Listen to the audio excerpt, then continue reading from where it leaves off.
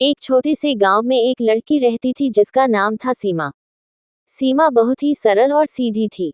उसका परिवार गरीब था, लेकिन उसका विश्वास भगवान पर बहुत मजबूत था। हर गुरुवार को सीमा सुबह जल्दी उठती, स्नान करती और पीले कपड़े पहनकर भगवान की पूजा करती।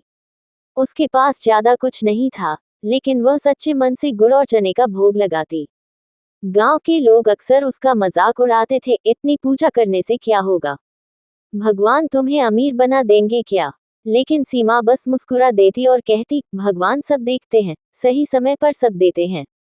पुष्पनकाल एक दिन की बात। एक गुरुवार को सीमा के घर में खाने के लिए भी कुछ नहीं था। फिर भी उसने पूजा नहीं छोड़ी।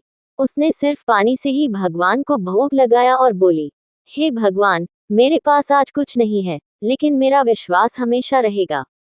उसी समय एक बूढ़ा साधु उसके दरवाजे पर आया और बोला, बेटी, मुझे बहुत भूख लगी है, कुछ खाने को मिलेगा।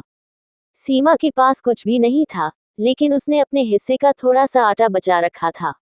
उसने तुरंत रोटी बनाई और साधु को खिला दी। साधु बहुत खुश हुआ और बोला, बेटी, तुम्हारी सच्ची भक्ति से मैं प्रसन्न हूँ। जो चाहो वरदान मांगो। सीमा ने हाथ जोड़कर कहा, मुझे कुछ नहीं चाहिए, बस मेरे परिवार में सुख और शांति बनी रहे।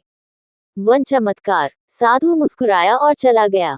अगले दिन जब सीमा उठी, तो उसने देखा कि उसके घर में अनाज से भरे बर्तन रखे हुए हैं। उसके परिवार की गरीबी धीरे धीरे खत्म होने लगी। अब वही गांव वाले जो उसका मजाक उड़ाते थे, उसके पास आकर पूछने लगे, तुम्हें ये सब कैसे मिला।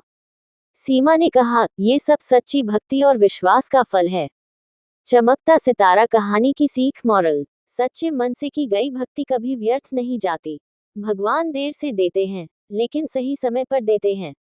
गुरुवार का व्रत और पूजा बहुत फलदायी होती है। दूसरों की मदद करना सबसे बड़ी पूजा है।